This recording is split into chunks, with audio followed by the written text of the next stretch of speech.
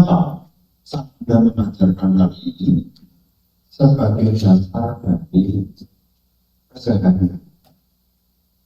Karena di zaman Sabda itu selain ada guru agung Sabda, ada guru-guru yang lain. Guru-guru yang lain di era Sabda itu ada yang menolak tentang karma, tidak percaya dengan karma. Selain dia tidak percaya dengan karma, dia juga tidak percaya dengan punarbawa. Punarbawa itu adalah kelahiran. Jadi sebelum seseorang mampu mempelajari yang lebih dalam, Sabda selalu mengatakan yang paling awal ini. Makanya kalau kita membahas di topik yang ini, sebutannya adalah Anubudika. Anubudika itu adalah dhamma awal. Uba itu artinya awal. Ubi artinya Anubudika adalah ajaran awal yang bertahap. Di dalamnya berbicara tentang dhamma, sila, surga, madinawa, dan nekama. Jadi di dalam Anubudika Sabda mengajarkan dana, sila. Siapapun yang berdana, siapapun yang menjalankan sila, buah dari karma itu punarbawanya lahir di alam surga. Setelah seseorang menikmati kebahagiaan di alam surga, barulah seseorang dapat melihat bahaya dari kesenangan dunia. Ibarat kata, kalau orang belum merasakan bahagia sampai mentok, orang belum dapat melihat penderitaan. Kenapa? Karena masih mencari di mana bahagia. Tapi setelah mencari kebahagiaan dan berakhir dengan penderitaan, disitulah baru menyadari tentang bahaya dari kesenangan indria. Baru muncul pemahaman yang kelima berkenaan dengan manfaat melepas asa. Jadi khususnya para umat Buddha, setiap kali kita mendengar menjadi fondasi yang paling awal adalah berbicara tentang karma. Ini yang terbiasa. Meskipun nanti ada yang lebih tinggi. Jadi kalau pendengarnya ini adalah penghormatan, Sang Buddha akan menyampaikan tentang karma. Dana silanya sebetulnya adalah perbuatan baik. Dana itu adalah perbuatan. Karena ada perbuatan baik, maka ada terbawanya. Kemana? Alam surga. Nah, karena kita ini hidup, kita ini kan sehari-hari tidak sesama Buddhis selalu. Takutnya kita terpengaruh sehingga dampaknya tidak yakin pada hukum karma. Sampai-sampai tidak punya keyakinan ada kelahiran kembali. Memegang pandangan bahwasanya hidup kan hanya sekali. Nah, untuk apa saya berbuat baik repot-repot, wong hidup cuma sekali. Setelah ini tidak ada. Wong yang meninggal tidak pernah datang laporan kok. Kalau kalimat itu sering kali kita dengar, kita menjadi ragu, apakah benar setelah kematian ini ada kelahiran? Apakah benar kalau saya berbuat baik nanti ada akibatnya? Toh teman-teman saya tidak selalu berbuat baik, toh hidupnya juga enak. Saya sudah berbuat baik, toh hidup saya masih begini-begini. Nah, karena sempitnya pandangan dan tidak ada minat untuk mendengarkan dhamma, pandangannya bisa bergeser loh. Yang semula sudah pegang tentang hukum karma, mulai tidak yakin pada hukum karma. Diganti dengan apa, Bante? Kalau tidak yakin pada hukum karma, tidak yakin adanya punarbawa, pandangannya bisa memegang pandangan yang keliru yang lainnya. Salah satunya adalah akhirya hetu diti. Akhirya hetu diti itu menganggap bahwasanya kehidupan ini ya muncul ya tanpa adanya sebab. Jadi kalau ibu bapak nanti di dalam masyarakat keseharian nanti akan mendengar, wah saya beruntung, tahu-tahu ada, tidak saya pikirkan, tahu-tahu ada yang menolong, tidak saya pikirkan ternyata dapat jalan keluarnya. Kalau seseorang yang tidak punya keyakinan kepada hukum karma, ia punya anggapan bahwasanya semua yang muncul ini ya tiba-tiba, namanya akhirya hetu diti. Dan ini akan memunculkan pada pandangan keliru. Kalau bukan akhirya hetu diti, nanti juga mulai memegang konsep namanya isaramana hetu diti. Isaramana hetu diti itu adalah kehidupan yang seseorang jalankan ini sudah ada yang ngatur. Saya tidak perlu memperjelas lebih dalam, Anda sudah ngerti maksud saya. Ya semua sudah ada yang ngatur, kita mau usaha kayak apapun, kalau yang di atas yang ngatur belum mengizinkan, kita juga belum dapat apa-apa. Nah kalau kita tidak mendengarkan dhamma dengan seksama, pandangan kita juga begitu. Ya namanya manusia ya berusaha, semua udah ditentukan sama yang di atas. Maka kita mesti berusaha berdoa sama yang di atas. Kalau ini dipegang, ya, ibu bapak akan lupa bahwasanya kita bertanggung jawab atas perbuatan kita masing-masing. Nah, karena kita ini memeluk ajaran Sang Buddha, maka yang patut untuk diupayakan yakni memahami sejauh mana kita memahami hukum karma dan sejauh mana kita memahami punarbhawa. Jadi ibu bapak, dua topik ini mesti karma dan punarbhawa. Ini adalah topik yang mesti paling dasar. Kenapa Bante? Ini adalah topik yang paling dasar. Kalau ibu bapak membaca di dalam Majjhima Nikaya yang berjudul Mahacatarika Sutta, Majjhima Nikaya 117.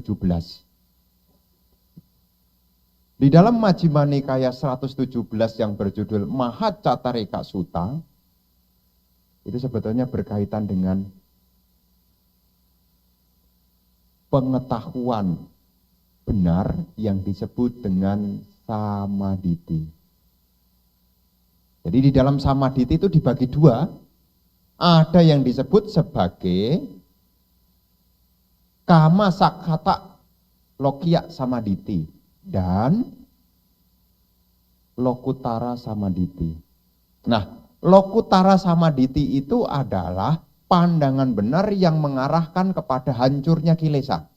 Ini tingkat lanjut.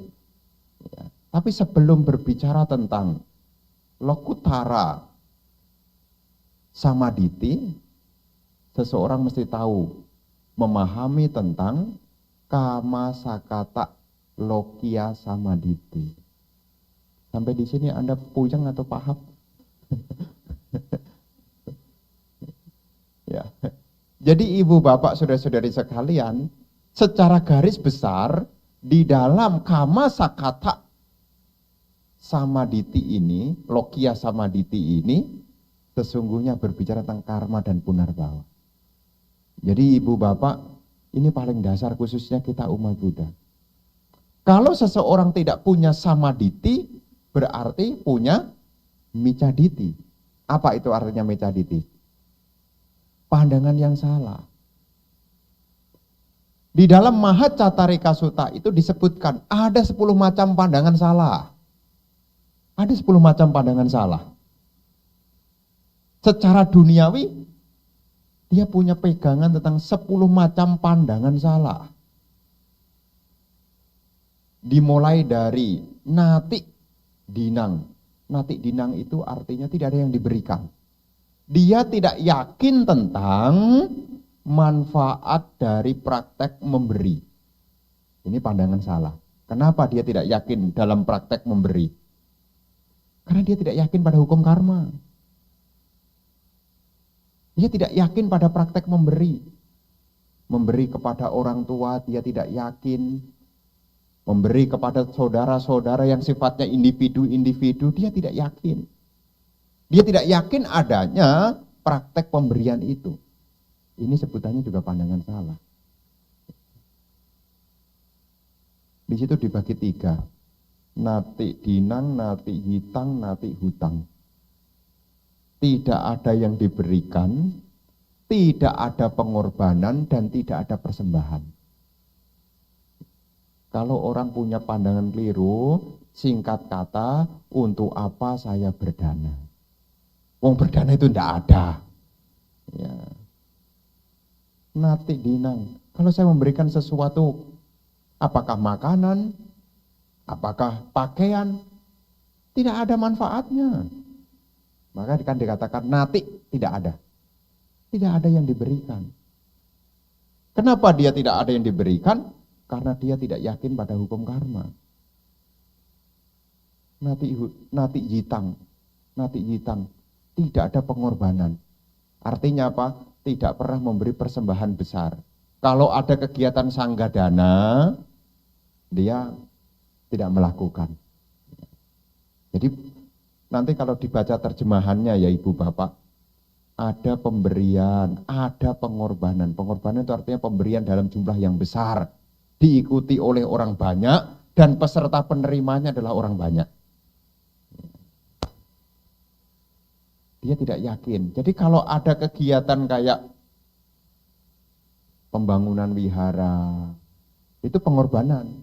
Karena yang menerima manfaat orang banyak, peserta yang ikut berpartisipasi juga orang banyak. Jadi nanti kalau membaca sutanya Ibu Bapak jangan bingung. Apa bedanya Bante kok dibedakan? Ada pemberian, tidak ada pemberian, tidak ada pengorbanan, tidak ada persembahan. Persembahan ini artinya tanda terima kasih. Ya, jadi kalau memberi tamu, ya mungkin permen, mungkin buah, dia tidak yakin. Singkat kata, dia tidak melakukan yakni kebajikan karena tidak yakin pada karma dan punarbawa. Jadi Ibu Bapak kalau tidak yakin pada karma dan punarbawa, Anda punya klaim, punya anggapan. Untuk apa? Saya memberi. Inilah bagian awal dari micaditi, pandangan salah. Ini 3 yang pertama. Ya. Kemudian yang keempat, dia juga tidak ada. Suka duka dari akibat karma itu tidak ada. Ya. Ini yang keempat. Tidak ada. Dia klaim, tidak ada kebahagiaan maupun penderitaan akibat karma itu tidak ada. Nanti dibaca. Judulnya adalah Mahacatarika Sutta Majjhima Nikaya 117. Takutnya setelah saya cerita Anda lupa. Ya, jadi takutnya Anda lupa. Ya. Jadi Ibu Bapak saudara-saudara, kenapa topik ini perlu saya sampaikan? Karena yang paling dasar. Sebelum Anda berbicara tilakana, sebelum Anda berbicara tentang 4 kebenaran mulia, ini adalah topik yang paling dasar. Ibaratnya sekolah, sebelum melanjutkan ke jenjang yang lebih tinggi, SD mesti lulus. Kalau SD-nya belum lulus, dipaksakan, baca belum bisa, menulis belum bisa, menghitung belum bisa, dipaksakan untuk ke jenjang lebih tinggi. Kira-kira masuk? Tidak. Makanya Sang Buddha itu kalau mengajarkan Dhamma, ini saya ulangi lagi, kalau khususnya bagi perumah tangga, tidak langsung ke 4 kebenaran mulia. Contohnya siapa Bante? Kalau Sang Buddha mengajar kepada, misalnya, Anathapindika, dimulai dari situ dulu. kepada yasa. Dimulai dari situ, karma dan punarbawa. Paling awal, kalau pendengarnya ini seperti Pancawagya Biku, ya tidak perlu. Tidak perlu, langsung apa? Topiknya adalah langsung 4 kebenaran mulia. Kenapa? Karena secara batinnya sudah siap. Maka seringkali kan kita juga ada penolakan. Kayaknya materinya salah dah. Masa kebenaran mulia tentang penderitaan? Penderitaan kok mulia? Kebenaran mulia tentang kemunculan penderitaan. Masa kemunculan penderitaan, masa kemuliaan? Kenapa kita muncul penyangkalan? Karena dasar kita masih belum kokoh. Hidup ini ya bahagia, tidak ada persoalan. Kayaknya ini judulnya salah dah, mestinya bahagia dulu dah. Bukan, karena Anda waktu masuk sudah masuk kelas materi, kelas lanjutan.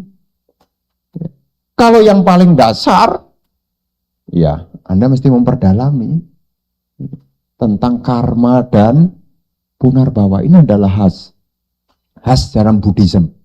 Kalau karma dan punarbawa nanti tidak dikuasai, nanti terpengaruh dengan bahasa-bahasa tetangga. Seperti tadi, semoga doanya dikabulkan oleh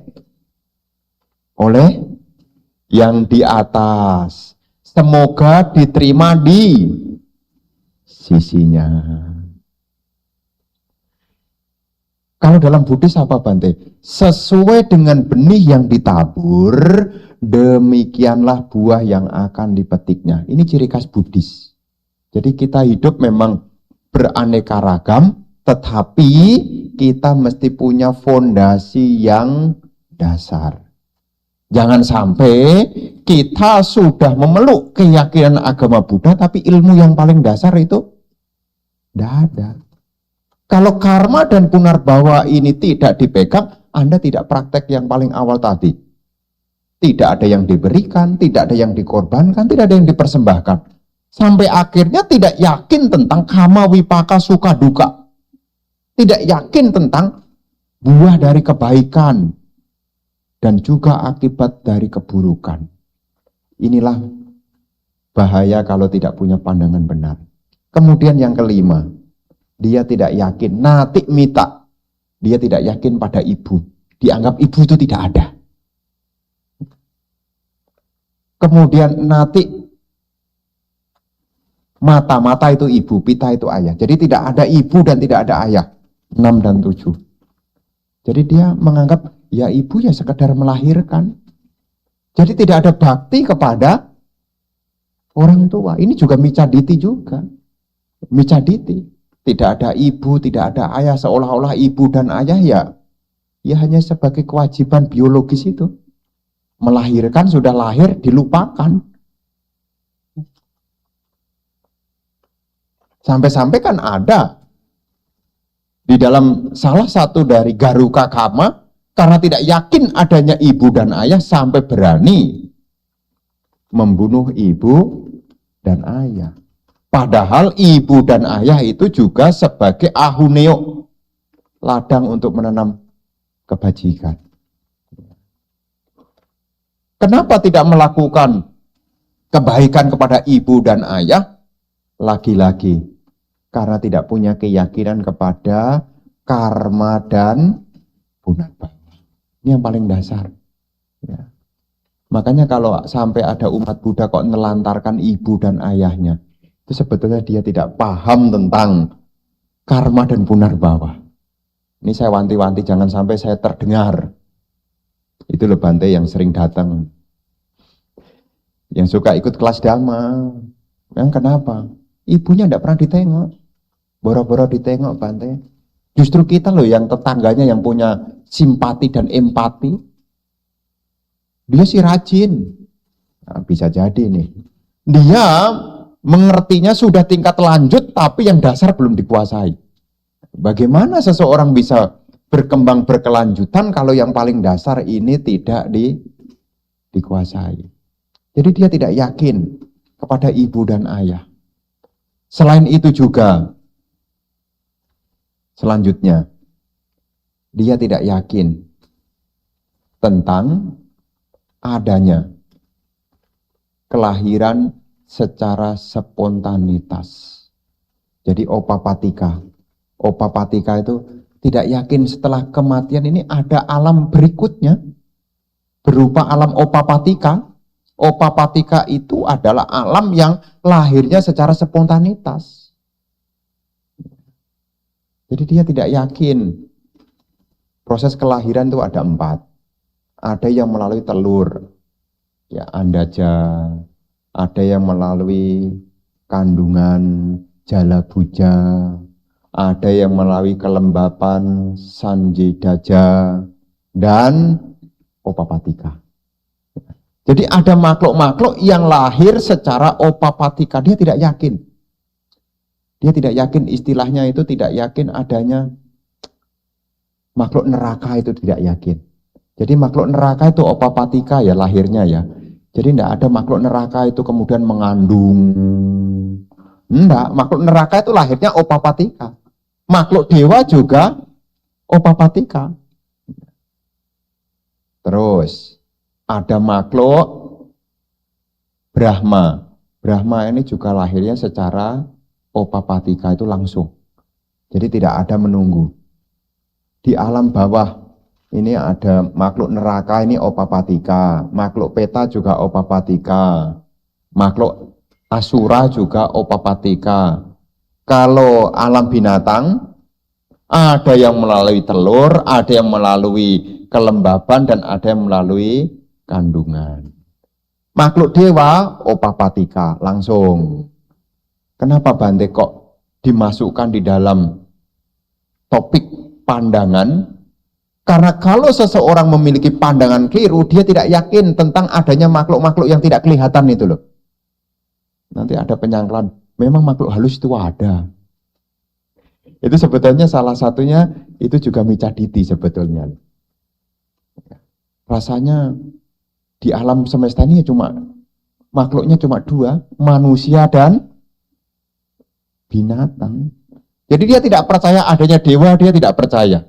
Dia juga tidak percaya adanya makhluk neraka, dia tidak percaya. Ini kategorinya juga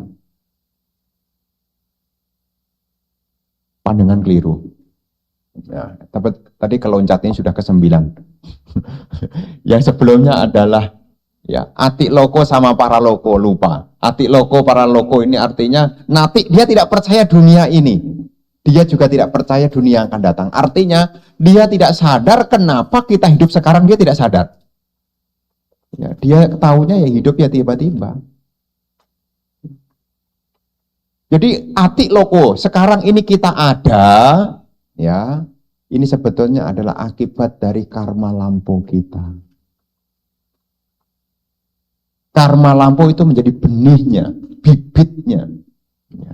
Jati itu ada karena ada bawa kemenjadian. Winyana itu akan terus berkelanjutan kalau ada sangkara. Sangkara sama dengan karma. Sampai di sini cluing-cluing atau masih bisa mengikuti? Nanti disimpulkan. Nah, dia tidak percaya pada kehidupan sekarang. Jadi dia menjalani kehidupan sekarang, dia cuma menjalani aja. Dia tidak sadar sekarang yang diterima ini adalah akibat dari masa lampau. Namanya atik loko. Dia tidak yakin tentang yang sekarang. Atik loko, dia tidak percaya dengan dunia sekarang. Karena dia tidak percaya pada karma. Nanti kalau dia menderita, dia jawab ini cobaan dari atas. Kalau sekarang bahagia, sekarang dapat reward dari atas. Nah, apakah penjelasannya begitu, Bante? Iya. Kalau orang tidak punya karma, tidak punya pegangan tentang karma. Jadi kalau ada keberhasilan, dia mengucapkan terima kasih. Padahal dia menerima adalah buah dari apa yang ditanam. Buah dari apa yang ditanam. Kalau menderita, tidak usah minta ampun. Wong menderita itu adalah akibat dari perbuatan sendiri. Minta ampun ke siapa yang sudah ditanam. Kalau Anda menanam cabai, buahnya kemudian cabai, cabainya berbuah, kemudian Anda sembayangi cabenya, ampun jangan berbuah cabe, gantilah dengan semangka gitu. Mana bisa?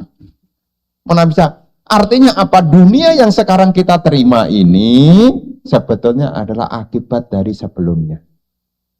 Nah, orang yang punya pandangan keliru, dia tidak yakin pada yang sekarang, dia juga tidak yakin pada yang akan datang. Paraloko.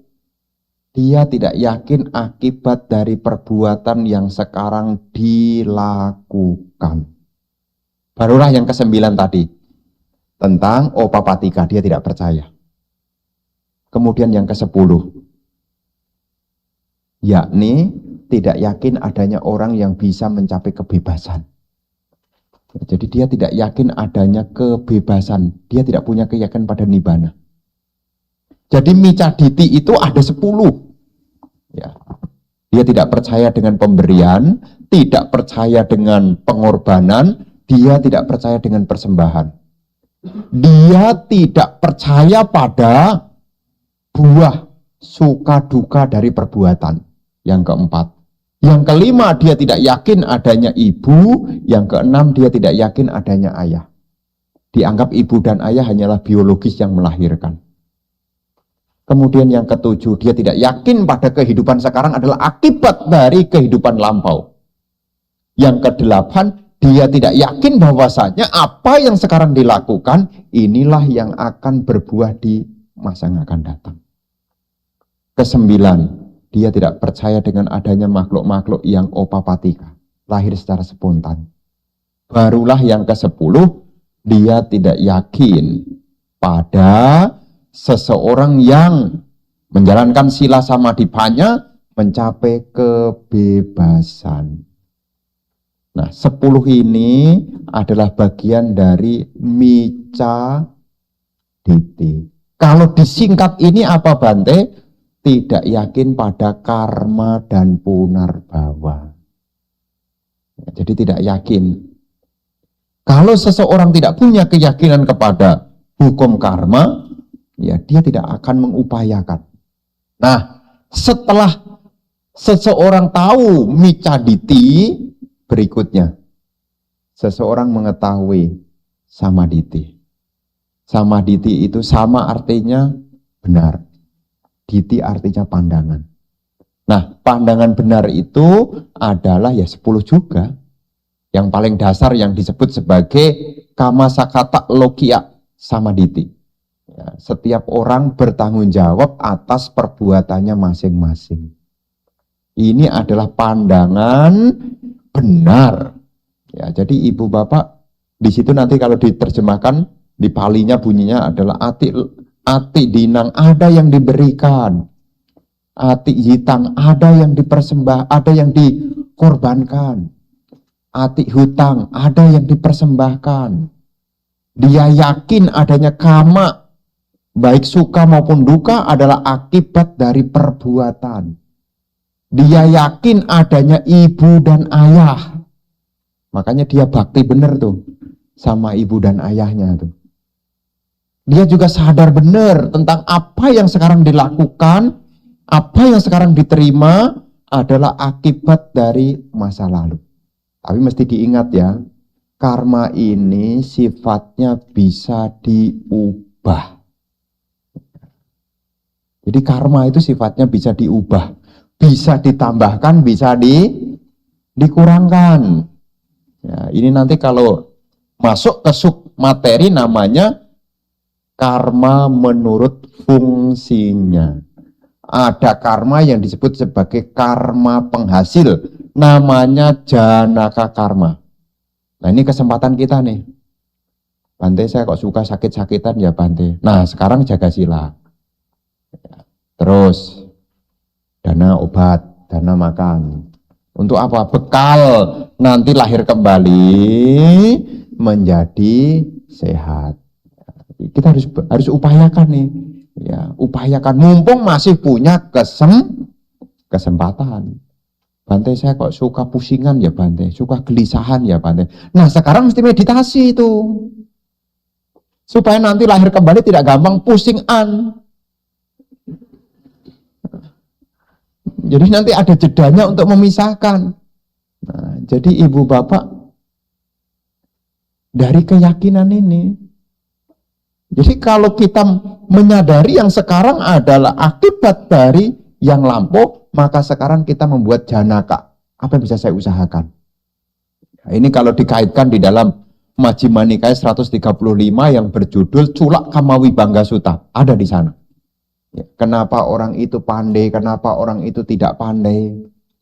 Jadi kalau sekarang kita tidak pandai nih, jangan salahkan orang tua. Dulunya malas belajar. Kalau bukan malas belajar, tidak tahu tapi malu bertanya. Ya, itu ada di dalam Culaka Mawibangga. Kenapa kehidupan sekarang kok temennya sudah paham masih gimana sih? Gimana sih? Udah dijelasin. Kamu kok bisa sih? Ya.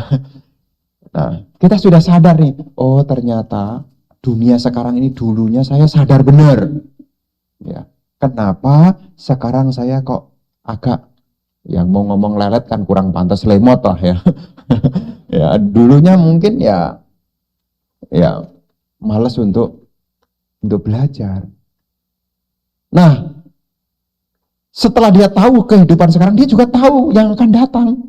Apa yang nanti akan diterima di masa depan itu adalah hasil dari apa yang sekarang. Tidak ada yang kebetulan.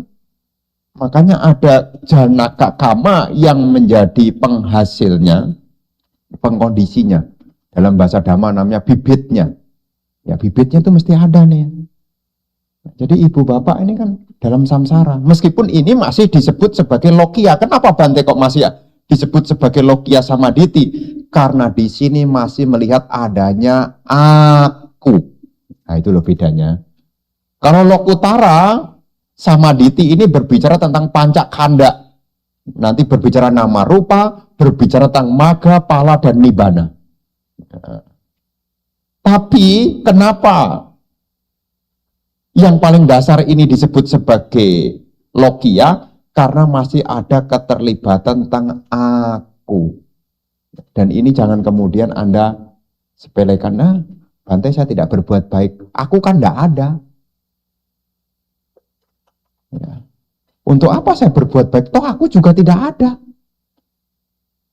Aku yang sekarang berbeda dengan nanti kok Bante. Kalaupun menderita kan tidak sama dengan sekarang.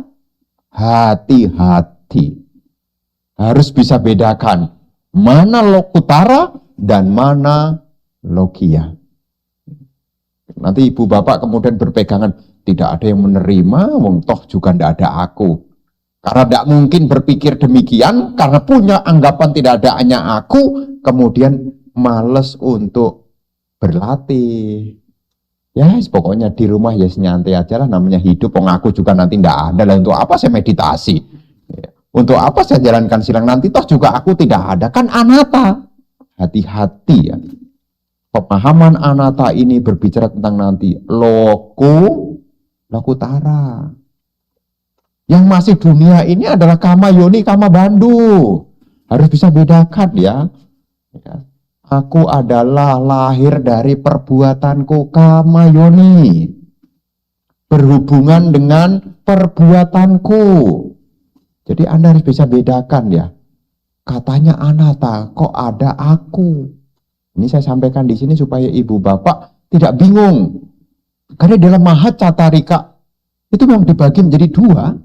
Ada samaditi yang berbicara tentang lokia dan juga ada samaditi berbicara di atas duniawi. Dan ini harus bisa dibedakan. Ada dunia sekarang. Dunia sekarang adalah akibat dari karma lampau.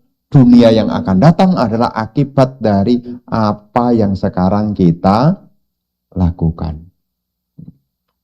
Nah, karma itu bisa dikondisikan. Kalau belum ada mesti diupayakan. Ini kesempatan baiknya. Ya, kenapa saya sampaikan? Kita masih punya kesempatan. Karena dhamma itu demi ataya, hitaya, sukaya. Kita belajar dhamma ini demi manfaat, demi kesejahteraan dan demi kebahagiaan. Untuk apa kita belajar dhamma? Toh kalau tidak dipraktekkan. Kenapa kita perlu mempelajari karma dan punarbawa kalau tidak bisa dipraktekkan? Praktekannya apa? Sekarang membuat kondisi-kondisi. ada hal yang dimiliki, ada kesempatan berbagi, berbagilah. Kalau kita bisa bertutur kata dengan baik, kenapa bertutur kata kok tidak baik? Mesti dipelajari. Anda lebih senang dapat pujian atau senang dapat celaan?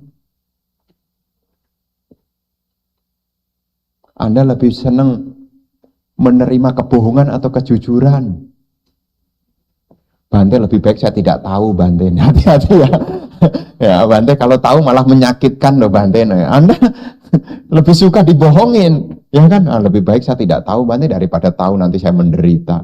Nah, ibu bapak saudara-saudari sekalian, sekarang ini adalah waktunya kita untuk menyadari karma-karma baik apa yang bisa kita lakukan. Ini namanya janaka. Ini paling dasar. Karena kalau tidak punya hubungan dengan punya kebajikan, nanti untuk tahap berikutnya ini sulit. Ya, Anda mau menjalankan sila dengan baik, tapi kalau jatuh di alam menderita gimana? Dan kalau Anda punya keyakinan pada karma, Anda tidak gampang ngeluh. Bante, saya sakit, badan saya panas. Belum seberapa panas kita jika dibandingkan yang lahir di alam neraka. Aduh Bante, hidup saya sulit, mau makan sulit. Lebih sulit lagi yang lahir di alam peta. Kalau Anda yakin kepada ada para loko dunia yang akan datang. Jadi Anda tidak gampang ngeluhan. Aduh Bante, saya dikecewakan. Sudah banyak makhluk-makhluk yang kecewa, yang lebih kecewa daripada Anda. Adalah makhluk-makhluk yang lahir di alam menderita. Ini salah satu manfaat kalau kita punya pandangan benar.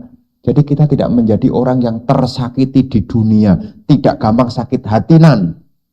Aduh Bante, saya panas. Makhluk neraka itu lebih panas. Bante, saya itu apa-apa sulit, mau apa-apa sulit. Kesulitan Anda belum seberapa jika dibandingkan sebagai makhluk peta. Makhluk peta tuh ada perumpamaannya tuh. Badannya besar, mulutnya cuma segede jarum tuh. Bayangin aja tuh, kapan kenyangnya coba. Ya, kapan kenyangnya coba, bayangin aja tuh. Makhluk peta tuh, kapan dia bahagianya tuh, bayangin tuh. Jadi penderitaan yang kita alami ini belum seberapa. Karena alam manusia ini kategorinya masih sugati loh, masih bahagia loh. Jadi kalau kita belum ada, kita munculkan namanya janaka. Kalau yang sudah ada, kita tambahkan yang baik-baik, namanya upatambaga. Kalau sekarang sejahtera, ya buatlah yang baik-baik supaya tambah sejahtera. Kalau sekarang sudah punya sehat, ya dijaga yang baik-baik supaya tetap sehat, namanya upatambaga. Kalau sekarang saya menerima yang buruk-buruk, bagaimana Bante? Ya upapilaka, dikurangi. Nah, itu peran dari karma.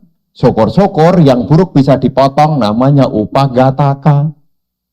Ini peran dari karma. Nah, orang yang punya keyakinan, punya pandangan benar, dia yakin dunia sekarang adalah akibat dari sebelumnya, dunia yang akan datang adalah akibat dari yang sekarang. Dia juga yakin ada makhluk-makhluk yang lahir secara spontanitas. Dan dia yakin kalau dia menjalankan sila samadhipanya dengan benar, ia bisa mencapai keterbebasan. Ini masuk di dalam pandangan benar. Nah, pandangan benar. Pandangan benar ini adalah disebut sebagai pubagama paling awal, pemimpin. Pemimpin dari segala praktek dhamma dimulai dari samadhiti. Jadi samadhiti ini kepalanya. Ya, makanya kenapa di dalam Mahacatarika itu disampaikan tentang manfaat dari memiliki pandangan benar. Ya, pandangan benar. Jadi kalau ibu bapak punya pandangan benar, ini kepalanya sudah benar. Ya, kalau kepalanya benar, kalau pandangannya benar, pikirannya jadi benar. Makanya Anda kalau ditanya, lebih banyak pikirannya benar atau pikirannya ngaco? Banyak pikirannya benar atau pikirannya ngaco? Nah, kalau pikirannya banyak ngaco, berarti pandangannya juga ngaconya lebih banyak juga. Karena itu satu rangkaian. Ya, kalau pandangannya benar, pikirannya benar, ucapannya benar, perbuatannya benar, penghidupannya benar, usahanya benar, perhatiannya benar, konsentrasinya benar. Ya, jadi kalau pikirannya gampang ngaco, ucapannya juga ngaco, perbuatannya juga ngaco, hidupnya juga ngaco, berarti paling dasar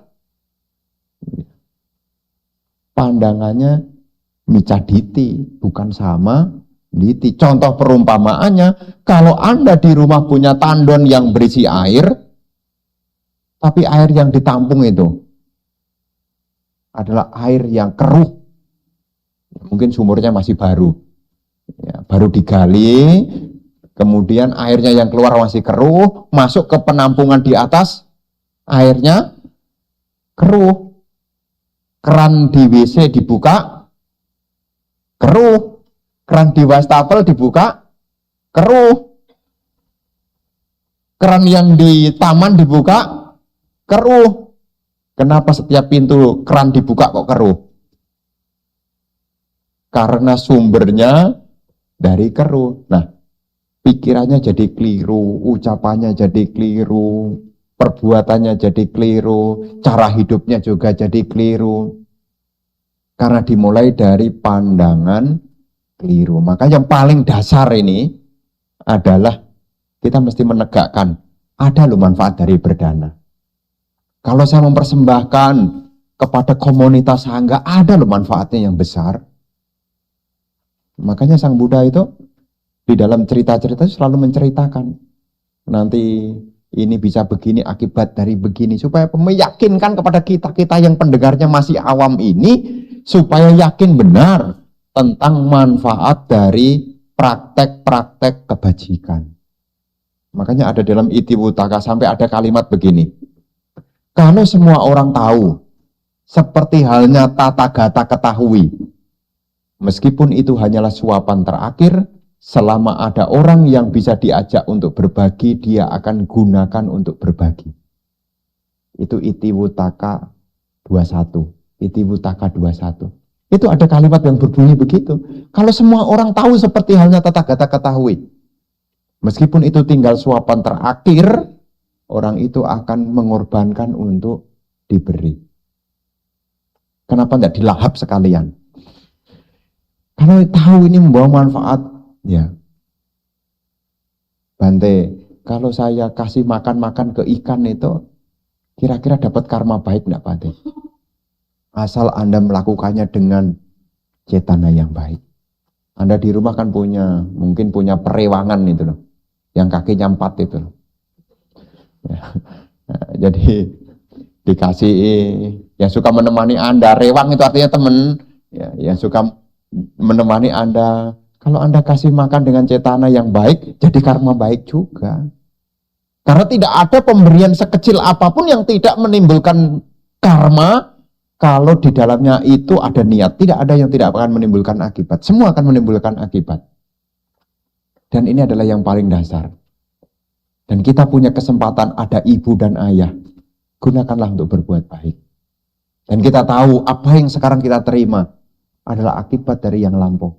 Dan apa yang sekarang kita lakukan, itulah yang akan menjadi penentu di masa yang akan datang. Ini adalah kutipan apa yang ada di dalam Mahacatarika Majjhima Nikaya 117. Nanti bisa dibaca.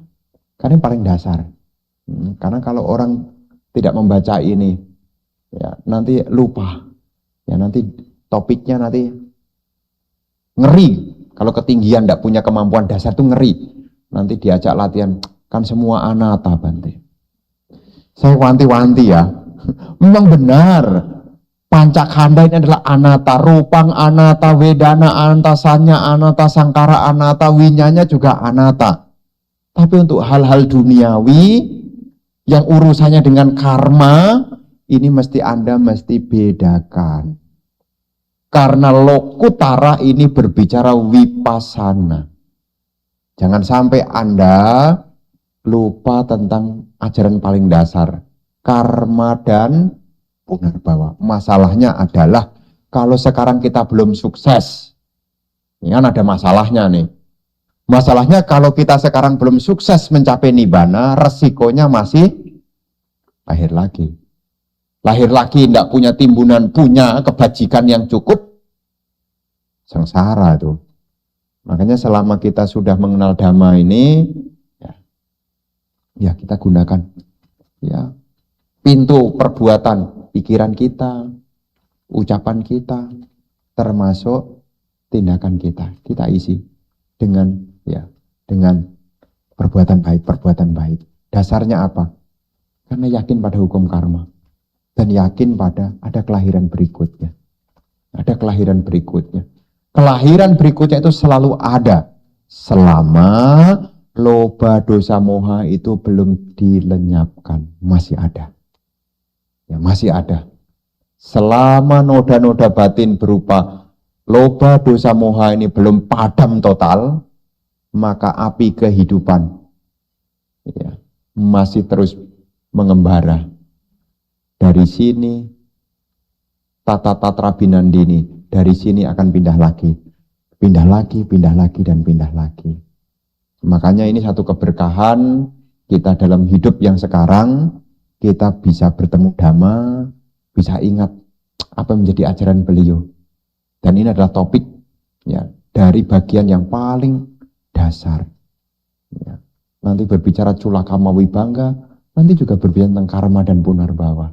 Nanti tentang Ratu Wisaka yang bertanya, kenapa setiap orang beda-beda, itu pun juga berbicara tentang karma dan punarbawa. Kemudian tentang Kama Yoni, Kama Bandu, ini juga berbicara tentang punarbawa dan karma. Kemudian kita belajar tentang, apalagi, Manopubangga Madama, pikiran adalah awal dari segala sesuatu, pikiran adalah pembentuk, pikiran adalah pemimpin. Ketika seseorang berbicara, bertindak dengan pikiran yang baik, maka kebahagiaan akan mengikuti. Ini juga berbicara tentang karma dan punarbawa. Jadi ibu bapak, topik malam hari ini, ya saya ambilkan dari topik Mahacatarika. Saya ambil sebagai pengingat kembali tentang topik yang diringkas jadi dua. Karma dan punarbawa. Meskipun karma dan punarbawa itu bisa dijelaskan dari berbagai hal yang lain, tapi saya menjelaskan dari hal yang lain juga. Berdasarkan Mahacatarika, Majjhima Nikaya 117. Inilah yang ingin saya sampaikan, rasanya sudah cukup panjang. Ya, nanti kita bisa gunakan untuk ya diskusi Dhamma jika ada hal-hal baik itu di tema maupun di luar tema. Jika ada hal-hal yang mungkin masih belum diketahui, ada hal-hal yang mungkin masih diragukan, sekarang waktunya untuk kita menggunakan topik Dhamma ini untuk menjadi bahan untuk pendalaman Dhamma. Terima kasih atas perhatiannya. Semoga apa yang saya sampaikan bisa dimengerti. Kalau sampai belum mengerti, siap-siap akan saya ulang lagi di kelak kemudian. Ya, sekian, terima kasih. Selamat malam. Namo Buddhaya. Namo Buddhaya. Ya, bagi Bapak Ibu yang masih ada pertanyaan, dipersilakan ya.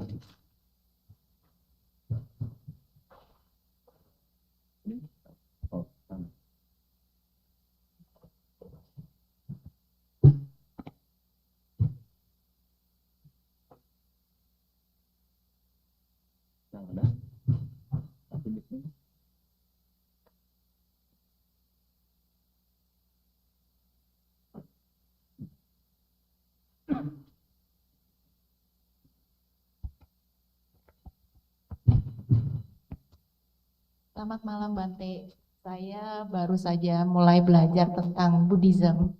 Jadi pertanyaan saya ini ada berhubungan dengan hukum karma dan sila mengenai organ transplant. Jadi kalau di ajaran Buddhis ini tentang organ transplant, itu kalau kita berdana organ itu pasti tidak ada masalah dengan hukum karma dan melanggar sila. Tapi kalau ada proses jual beli organ transplant demi untuk menolong satu pasien yang menderita, dan yang satu lagi yang mendonorkan pasti juga akan menderita karena kehilangan salah satu organnya. Jadi pertanyaan saya, kalau di ajaran Buddhism, itu hukum karmanya apa kalau transaksi organ, jual beli, dan ada satu pasien yang menolak untuk organ transplant karena dia mempunyai prinsip bahwa kita sebagai manusia dilahirkan dengan komplit semua ada organ. Tidak boleh mengambil organ manusia lainnya. Itu tidak baik. Jadi dia memilih hidup menderita selama 30 tahun sampai dia meninggal. Karena dia berpikiran bahwa pada akhirnya pun saya akan mati. Dan di ajaran Buddhism bahwa kita harus menerima lahir, tua, sakit, mati. Jadi saya minta penjelasannya dari Bante mengenai Buddhism. Kalau sudah berhubungan dengan proses jual beli organ transplant ini bagaimana Bante di ajaran Buddhism? Karena sulit sekali ya kalau sudah berhubungan dengan agama, kita mengambil keputusan itu harus bagaimana? Terima kasih Bante. Ya, berkenaan dengan transplantasi organ, memang ada peran dokter, tapi juga ada peran dari pemilik organnya. Kalau pemilik organnya itu merasa saya memang butuh, dan dia sudah punya cetana untuk menjualnya, itu hak dia. Seperti orang rambut yang dipotong kemudian dikasihkan kepada orang. Nah, tapi masalahnya di sini yang tidak boleh jadi pelanggaran itu kalau orang diajak jalan-jalan, terus diinapkan di hotel, dibius, pulang-pulang ginjalnya diambil satu. Nah ini jadi pelanggaran ini, jadi pelanggaran. Tapi kalau misalnya yang bersangkutan sadar benar, dia korbankan apa yang dimiliki, karena kepepet, karena ekonomi dan lain-lain, itu hak dia. Ya, hak dia. Terus si penerimanya bagaimana Pak? Tidak ada karma. Oh, dia tidak mengambil barang tidak diberikan kok. Kecuali dia request. Kayaknya dia cocok loh kemarin. Kayaknya boleh juga tuh saya ambil sebelahnya kayaknya. Nah, kemudian yang bersangkutan tidak tahu kemudian diambil. Nah, itu sudah masuk di dalam ada kaitannya dengan pelanggaran sila. Tapi kalau misalnya dia ada orang misalnya tadi cerita tentang ginjal, ada juga cerita tentang hati. Hatinya dijual separuh. Ya. Kemudian dia dipasang sama si pembeli itu. Dan si pemilik ini ya memang ada perdagangan-perdagangan yang secara otoritas negara boleh atau enggak, ini juga harus diperhatikan ya. Kalau secara negara ini tidak ada persoalan, ya tentu tidak ada jadi persoalan. Tapi kadang-kadang ada aturan yang tidak boleh memperjualkan organ tubuh kepada siapapun. Ini nanti bertentangan dengan bukan hukum karma, hukum negara. Ya. Jadi ada bedanya ya. Yang tidak boleh akan jadi ada kaitannya karma itu kalau diam-diam. Karena saya mendengar menurut cerita, katanya ada jalan ke luar negeri, tidak tahu kemana, kemudian dipepet orang, lalu dibius katanya. Nggak benar atau berita hoax itu sih. Kemudian katanya diambil ginjalnya, katanya loh ya. Karena saya belum ada data, makanya saya bilang katanya. Nah itu kalau mengambil miliknya orang lain itu karma itu. Ya karma.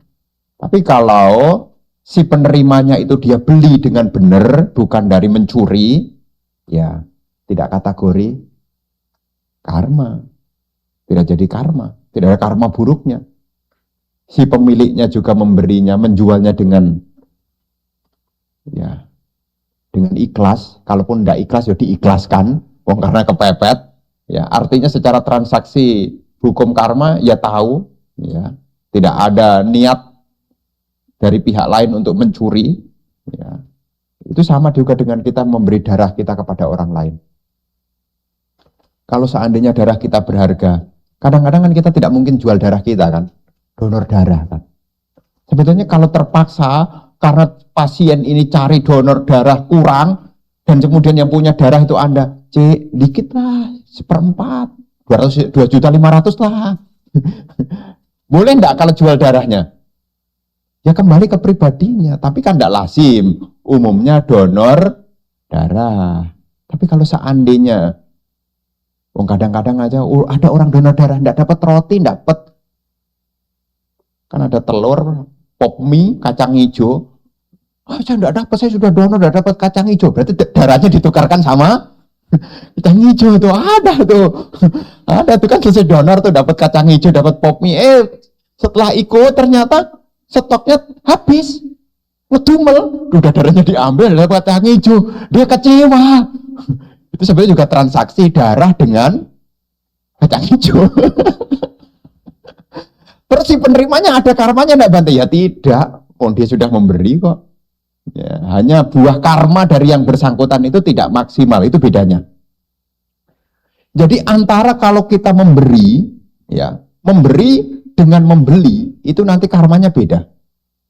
Mengorbankan mata sendiri atau menjual mata, nanti karmanya itu beda. Kalau menurut di dalam cerita nih, kalau kita donor, maka kita akan dapat, ya ini karena ada cetana keikhlasan itu loh. Senang sebelum memberi, senang pada saat memberi, dan senang setelah memberi. Nah ini akan mempunyai kualitas nanti punya tubuh dengan kondisi yang bagus. Ada cerita tentang menyumbangkan matanya sehingga punya mata kedewaan. Nah, karena itu donor, ya, mengorbankan dengan donor. Tapi kalau beli atau menjual, tidak diceritakan. Ya, tidak diceritakan. Hanya memang baru belakangan ini ada transaksi itu. Dan lagi-lagi ibu bapak, ini juga setiap orang punya karma masing-masing. Saya bukan ngomongin orang, saya dengar dari orang. Ada orang yang sudah keluar cukup banyak duitnya untuk pasang ginjalnya. Sudah kepasang. 3 bulan kemudian, tutup usia. Karena gula darahnya langsung turun. Kalau tidak salah turun atau naik, pokoknya begitulah ceritanya. Pokoknya ada kaitannya dengan gula darah. Jadi sakitnya bukan lagi ke ginjal, ke gulanya ngedrop. Saya dapat kabar, loh, bukannya kemarin ini baru yang berobat itu? Iya Bante, cocok memang, cocok sih Bante. Loh kok bisa meninggal? Ada penyakit yang lain. Berarti memang setiap orang punya karma masing-masing. Sudah ditempel sini ternyata bocor di sana. Kan begitu logikanya. Ya logikanya kan begitu. Ya jadi saya menyambung dari tadi. Ya kalau seandainya dia menjual, ya nanti tinggal karena ada karma, ada namanya hukum. Selain ada hukum karma juga ada hukum negara.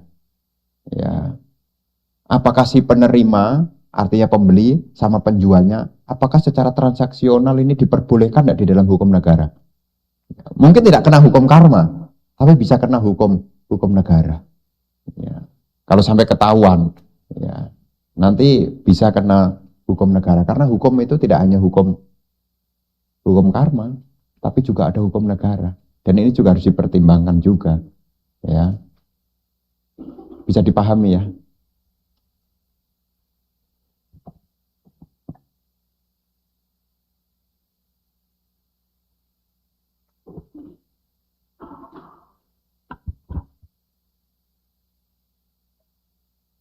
Namo Buddhaya Bante, terima kasih. Ya, saya Lawrence pengen bertanya, kalau misalnya keluarga itu menganut pandangan Icaditi yang 10 tadi, tapi karena ada hubungannya dengan isyarat tersebut gitu, ya bicara-bicara saya ditanya, lah kamu sendiri nggak ngelihat sendiri, itu kan juga jarene Buddha gitu. Dan kamu buktinya gimana? Sebelum kamu nggak bisa lihat, sesudah apalagi gitu. Lurusinnya itu nggak berujung gitu. Cuman karena memang saya berjodoh dengan ajaran Buddha, jadi yang jarene Buddha, yang saya juga belum bisa melihat di mana, ya saya percaya gitu. Nah, tapi kalau ngelurusin yang pandangan lain, ada solusinya atau dibiarin begitu aja Bante gitu. Kalau misalkan seandainya kita pengen, kan salah satu 10 perbuatan baik melurus, yang terakhir kan Ya, meluruskan ditunjukkan. pandangan. Jadi kepentok itu gitu. Emang kamu Tuhan gitu. Kamu sendiri nggak bisa lihat gitu. Yang lihat juga nggak tahu bener bisa melihat apa enggak. Terima kasih. Nah, untuk meluruskan pandangan itu sebetulnya bisa, selama mau duduk dekat. Duduk dekat. Mm-mm.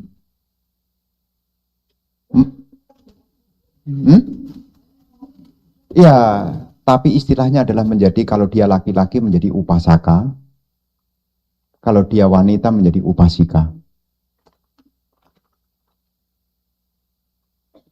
Duduk dekat itu artinya adalah upasaka dan upasika. Orang yang mendekat kepada Buddha, Dhamma, dan Sangha. Upasaka dan upasika. Karena untuk meluruskan sebuah pandangan, seseorang harus duduk dekat. Supaya apa, Bante? Suwakato Bhagawata Dhammo. Supaya dapat mendengar lebih banyak lagi. Makanya perumah tangga ini sebutannya upasaka upasika. Upa itu artinya dekat. Upa itu ada dekat. Sika itu dari kata asati, duduk. Makanya upasaka dan upasika itu adalah sebutan untuk orang yang duduk dekat. Orang yang mau duduk dekat, dia bisa punya pandangan benar. Contohnya siapa, Bante? Ada di zaman Sang Buddha itu Ibu Kujutara. Kapan hari saya sudah pernah cerita di sini. Ibu Kujutara. Namanya aslinya adalah Utara. Karena tulangnya bengkok, bahasa Palinya kuju. Tidak hanya tulangnya bengkok, pikirannya juga bengkok juga. Ya. Ibu Kujutara ini adalah pelayan atau pembantu dari Ratu Samawati. Ratu Samawati ini memberi tugas kepada Kujutara itu untuk membeli bunga kepada seorang pedagang bunga yang bernama Sumana. Setiap kali dikasih duit 8 keping emas, yang dibelanjakan itu hanyalah 4 keping emas. Bertahun-tahun begitu. Bertahun-tahun. Jadi korupsinya itu separohnya. Ya, separohnya. Suatu ketika, karma baiknya berbuah. Suatu ketika, Kujutara ini datang ke rumahnya Sumana. Pada saat hari itu, Sumana sedang kedatangan Sang Buddha beserta muridnya. Sumana mempersembahkan dana makan. Sumana sibuk melayani Sang Buddha sehingga mengabaikan Kujutara itu. Kujutara mau beli bunga, tidak dilayani. Sudah sampai teras tokonya. Lama banget ya penjualnya ini. Ngapain ya, dari tadi saya udah nungguin, tidak keluar-keluar. Terus tanya, ada apa? Mudahnya begitu ya. Ada Sang Buddha. Bolehlah dia curi dengar masuk. Kan dari luar tuh. Masuk ke dalam. Mau ke dalam. Mendengar khotbah Sang Buddha, seketika buah karma kebaikan masa lampaunya berbuah. Mendengar khotbah Sang Buddha, Ibu Kujutara yang korupsi tadi menjadi pemasuk arus, Sotapanna. Kalau seandainya duduknya jauh, dengar enggak? Enggak. Kalau duduknya jauh enggak dengar, kira-kira berubah enggak pandangannya? Enggak. Jadi yang membuat Kujutara itu bisa menjadi pemasuk arus dimulai dari dia mendekat. Nah, makanya orang yang dekat itu sebutannya adalah upasaka kalau dia laki-laki, kalau wanita dia upasika. Nah, dia mendekat. Setelah mendekat mendengar khotbah Dhamma, dia mengerti. Ya. Setelah mengerti, dia beli. Yang semula tadi beli hanya pakai 4 keping emas, sekarang seluruhnya dibelikan bunga. Bahwa bunga menjadi double. Karena kan kemarin belinya kan cuma separuh. Sekarang kan dapat separuhnya lagi. Jadi kan dapat 2 kali. 2 kali dari biasanya. Ratu Samawati heran. Kenapa hari ini kamu beli bunga banyak sekali? Dan ciri seorang Sotapanna itu sudah tidak bisa bohong lagi. Langsung membuat pengakuan kesalahan. Maaf. Yang lalu saya sudah menipu seorang sotapana, dia tidak bisa berbohong. Ini ciri sotapana. Jadi kalau ibu bapak di sini yang sudah ngaku sotapana, ya, ciri seorang sotapana dia tidak lagi bisa berbohong. Tidak bisa berbohong itu ciri dari seorang sotapana, itu yang pasti. Ya. Yang bisa ketahuan dari tindak tanduknya adalah dia tidak bisa berbohong. Nah, setelah dia mengaku, Ratu Samawati tidak marah. Justru Ratu Samawati malah heran. Kenapa? Orang yang sudah bertahun-tahun korupsi bisa mendengar satu nasihat, bisa berubah. Kemudian dia minta, tolong ulangi apa yang kamu dengar. Mendengar itu, Ratu Samawati mencari sotapana juga. Ratu Samawati mendengarnya dekat atau jauh? Dekat. Seringkali kita duduknya dekat tapi perhatiannya jauh. Makanya tidak jadi upasaka upasika. Ya. Jadi kalau kita mau mengajarkan sesuatu kepada orang lain, orang itu harus dekat. Dan ciri dari orang dekat adalah punya yoniso manasikara. Ada perhatian yang disertai dengan ingin tahu. Ya. Kok bisa ya? Kok bisa ya? Makanya kalau ditanya, ingin membuktikan tentang karma bagaimana? Toh juga kita tidak pernah ada saksinya. Kita bisa lihat dalam sehari-hari. Dari ibu yang sama, bapak yang sama, anaknya itu beda-beda loh. Rezekinya juga beda-beda. Belum tentu yang pintar itu rezekinya lebih banyak. Belum tentu juga. Belum tentu yang bodoh itu tidak punya rezeki. Belum tentu juga. Karena urusan perolehan, urusan dari memberi. Urusan pintar, urusan dari belajar. Kalau banyak belajar, tidak suka beri, tidak kaya loh. Anda punya pengetahuan, jadinya cuma jadi karyawan, tidak jadi bosnya loh. Wong Anda tidak gaji orang kok. Makanya jadi bos itu ya karena memberi. Dia akan berhenti jadi bos kalau dia tidak sudah stop memberi loh. Tidak kuat bayar karyawan, udah stop. Stop, jadi bosnya udah stop. Ya, udah stop. Jadi di sini ibu bapak, cara untuk meyakinkan kepada diri sendiri khususnya adalah kita lihat, kenapa seseorang datu dengan yang lainnya beda-beda. Itulah yang dijelaskan di dalam Culak Kamawibangga. Majjhima Nikaya 136, Culak Kamawibangga. Kenapa ada yang kaya dan miskin? Kenapa ada yang rupawan dan ada yang buruk rupa? Kenapa yang lahir di keluarga terhormat, ada yang lahir di keluarga rendah? Kenapa ada yang banyak teman? Kenapa ada yang tidak punya teman? Kenapa ada yang apalagi sehat dan sakit-sakitan? Ada semua itu di dalam Culak Kamawibangga itu. Itu ada disampaikan di sana. Dan itu adalah penjelasan oleh Sang Buddha ketika ditanya oleh seorang anak dari seorang Brahmana yang bernama Todea. Tahu Todea? Todea itu adalah dulunya adalah Brahmana yang kikir, yang lahir kembali menjadi seekor anjing. Nah, anaknya itu awalnya juga tidak yakin kalau ayahnya lahir jadi anjing. Tapi yang bisa menjelaskan kan Sang Buddha. Sudah ya, nanti anjing ini kamu kasih makan. Makanya kan saya wanti-wanti, anjing ini tidak sama dengan anjing yang di rumah Anda ya. Jadi anjing Todea itu dikasih makan. Setelah selesai dikasih makan, kemudian ditanya, dulu kamu sembunyikan hartamu di mana? Nah, anjing itu kemudian dia mengarahkan dirinya di bawah ranjang. Dan di bawah ranjang itu digali. Disitulah dia menyembunyikan kekayaannya. Dan anaknya yakin benar tentang adanya karma. Dan untuk menindaklanjuti itulah beliau bertanya lagi kepada Sang Buddha dan menjadi topik di dalam Majjhima Nikaya 136 yang berjudul Culak Kamawibangga secara rinci. Culak Kamawibangga secara rinci. Memang kalau orang jauh ya mendengarnya itu masih sedikit-sedikit. Sedikit-sedikit. Kan duduknya jauh, dengar sedikit-sedikit. Dia percaya tentang tabur tuwe. Tapi cuma sampai di situ. Tapi lagi-lagi nanti ya di atas. Dia percaya pada hukum tabur tuwe, tapi lagi-lagi ya di atas. Kenapa dia percaya tabur tuwe? Karena dia duduknya jauh. Duduknya jauh maka dengarnya lamun-lamun. Oh iya benar juga ya. Benar juga ya, benar juga ya. Sehingga apa keyakinan kepada karmanya tidak benar-benar maksimal. benar-benar maksimal. Jadi di antara umat Buddha tolonglah, meskipun duduknya agak di belakang, perhatiannya mesti benar-benar. Supaya apa? Supaya punya pandangan. Karena pandangan benar itu mulainya dari mendekat. Karena zaman dulu pembabaran dhamma itu hanya menggunakan ini loh, suara, menangkapnya pakai telinga. Kalau duduknya jauh, maka tidak dengar. Makanya turunnya ilmu itu dari telinga, bukan dari mata.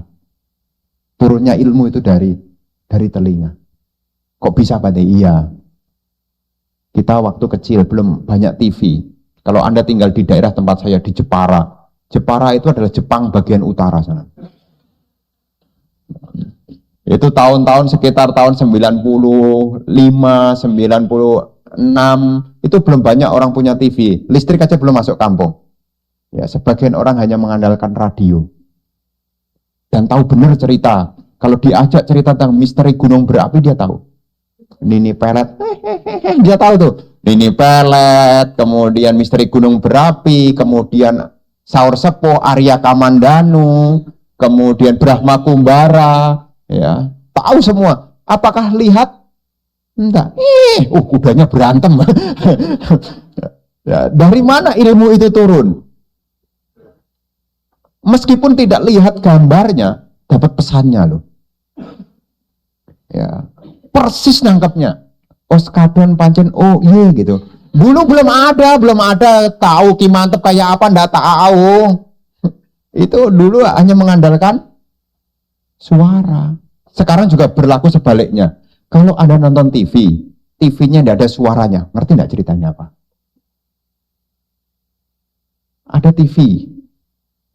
Ada TV, nyala, Bante Atadiro ceramah, tapi audionya hilang. Tahu enggak? Ini mengingatkan kepada kita bahwasanya kenapa sebutannya kok upasaka dan upasika. Artinya duduknya dekat. Peristilahan duduk dekat itu artinya orang yang mau mendekat berarti dia mau mendengar. Dan bahasa dhamma adalah ehipasiko, datanglah. Kenapa kita dipanggil datang? Supaya mendekat. Masuk datanglah, masuk ke sini. Ya, datanglah kemari. Ya, kalau sudah duduk dekat, disitulah waktunya untuk mendengar. Maka kan di zaman Sang Buddha, siapapun yang mau belajar, dia akan mendatangi Sang Buddha. Setelah memberi penghormatan, dia akan duduk di satu sisi yang layak. Dengan duduk di satu sisi yang layak itulah kemudian mengungkapkan apa yang menjadi pertanyaannya. Nah, jadi kalau orang itu mau menjelaskan orang yang tidak mau duduk dekat, kalaupun tidak duduk dekat dia tidak mau mendengar, sulit. Ya. Kalau tidak mau duduk dekat, tidak mau mendengar, sulit. Dan pandangan tidak akan berubah juga. Karena pandangan itu mulainya dari ini. Ya, dari pendengaran. Ya, jadi apakah bisa diubah, Bante? Pada dasarnya semua orang bisa diubah. Ya. Tapi lagi-lagi ada peran karma. Sebagian dari karma itu ada hubungannya. Mungkin di masa lalunya tidak minat belajar. Sehingga ya sekedar tahu aja, tidak banyak ingin tahu. Ya. Tapi kalau ciri khas Anda banyak ingin tahu, Anda nanti belajarnya lebih gampang. Ya. Dimulai dari pertanyaan why, mengapa. Sebelum Anda tahu deskripsinya apa, Anda harus menggugah kepada diri Anda, mengapa. Itu adalah menggugah rasa ingin tahu. Maka kesempatan ini saya sampaikan, mengapa saya menyampaikan tentang karma dan punarbawa, itu juga ada jawabannya. Supaya Anda punya pandangan benar. Kenapa mesti punya pandangan benar, Bante? Supaya pikiran Anda benar, ucapan Anda benar, perbuatan Anda benar, penghidupan Anda benar, usaha Anda benar, perhatian Anda jadi benar. Jadi semua diawali dari why, mengapa. Makanya belajar Buddhism itu seperti seorang filsafat yang menanyakan. Dan Sang Buddha waktu belum mencapai pencerahan, beliau juga meninggalkan istana dengan pertanyaan, mengapa orang mengalami tua, Mengapa orang bisa sakit dan mengapa orang bisa mengalami kematian. Dan disitulah awal dari pencerahan. Selama Anda belajar Dhamma dan dalam hati bertanya, mengapa, mengapa, mengapa, maka memori Anda akan, mengapa mesti berdana, mengapa mesti menjalankan sila, mengapa mesti meditasi, dan mengapa juga mesti mencapai nibbana. Anda mesti gali, supaya Anda benar-benar yakin pada apa yang Anda pegang. Bukan hanya katanya. Anda bisa bertanya. Ya. Karena ciri Dhamma itu selain Anda bisa pikirkan, Dhamma ini adalah bisa Anda nalarkan. Ada reasoningnya, ada korelasi sebab akibatnya. Ada korelasi sebab akibatnya. Jadi nanti ibu bapak, ya saya perhatikan Anda kan makin kesini kan makin minat untuk belajar Dhamma. Kalau seandainya turun daya minatnya, Anda harus tanya, mengapa saya mesti belajar? Padahal saya sudah tua, kenapa mesti saya belajar? Supaya nanti tidak ada alasan, Bante kan kita sudah laule, sudah retire, sudah pensiun, lah ngapain kita belajar Dhamma? Anda harus tanya pada diri sendiri, mengapa saya mesti belajar Dhamma? Dan mengapa mesti kitab sucinya Tipitaka? Kenapa mesti harus sesuai Tipitaka? Anda harus bertanya. Ya, Anda mesti bertanya supaya apa? Menggali Anda punya keyakinan. Mengapa mesti berbuat baik? Mengapa mesti jangan berbuat jahat? Anda juga harus tahu jawabannya juga. Ya, mengapa Bante kalau saya perlu berkata yang baik? Memang kenapa Bante? Anda harus tanya kalau tidak ngerti. Tadi kan sudah mengambil tuh. Panati pata weramani sika padang sama diami. Sampai yang kelima. Surameraya majapamadatana. Setelah mengambil sila itu tanya, mengapa saya mesti mengambil sila ya? Tahu jawabannya.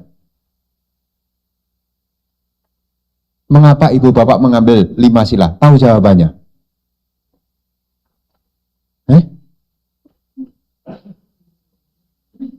Satu, ya terserah mau. Boleh, apa? Ini saya tanya nih tes nih, ini kan pendalaman Dhamma nih tes nih. Ya jangan sampai nih bertahun-tahun ikut puja bakti ngambil Pancasila Buddhis, ya. Panati pata, kemudian apa?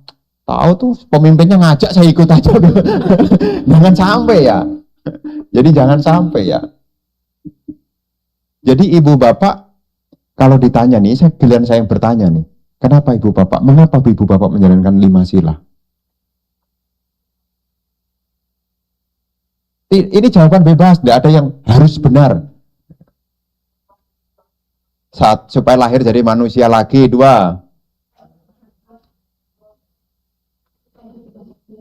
Apa? Supaya hidup bahagia, apalagi? Mengurangi perbuatan-perbuatan jahat, apalagi? Singkat kata, sila itu sifatnya melindungi, protect. Melindungi Anda. Seperti rumah, kenapa ada pagernya? Makin rapat pagernya, maka hal-hal yang tidak dikehendaki makin sulit untuk masuk. Ya. Jadi kalau Anda menjalankan sila bukan beban. Ini adalah perlindungan. Tidak jatuh di alam menderita. Silena sugating yanti. Tidak akan jatuh dalam kemiskinan. Silena boga sampada. Ya. Bahkan tidak akan terserang oleh kilesa, nibuting yanti, bisa mencapai keterbebasan. Inilah sila sebagai pelindung. Kalau rumah itu ada pagernya. Jadi Anda tahu mengapa. Ya, mengapa. Makanya fungsi sila itu kan untuk meninggalkan dusila. Dusila itu artinya perilaku yang buruk. Kan melindungi supaya tidak jadi buruk. Nah, begitu. Jadi mesti nanti belajar Dhamma mesti begitu, yang baru-baru. Mengapa? Mengapa mesti melatih pikiran, ngapain metabawana, kenapa mesti anapanasati? Dimulai dari mengapa. Ya, ini khususnya yang masih baru-baru termasuk yang belakangan, bukannya duduk di belakang, belakangan, ya, yang belakangan kemudian tertarik mulai belajar Dhamma supaya intensitas motivasinya makin naik-naik. Anda mesti akan muncul ada mengapa. Dan ini adalah ciri dari Dhamma. Anda harus bertanya, mengapa? Itulah peran dari Opanayiko, patut diselami ke dalam batin masing-masing. Ya, begitu ya kurang lebihnya ya.